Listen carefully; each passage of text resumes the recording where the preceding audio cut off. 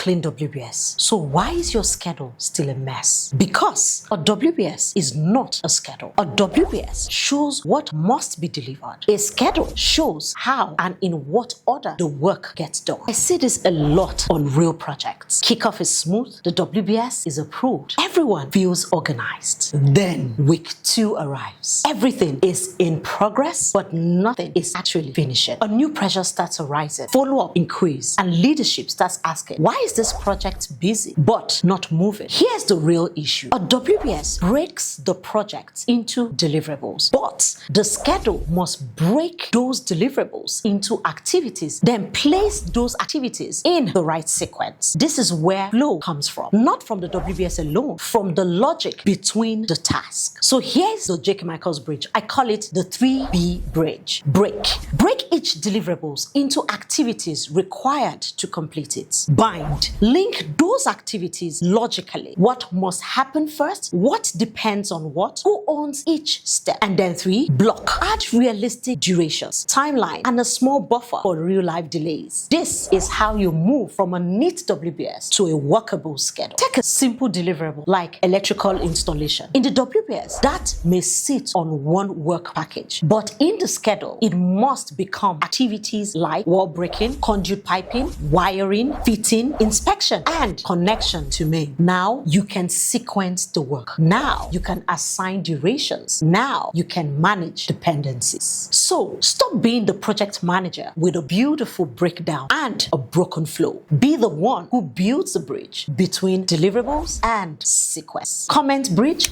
and I'll share you a J.K. Michaels simple WBS to schedule checklist you can use on your next project. Think training? Think J.K. Michaels. Think training impact? Think J.K. Michaels. See you in class.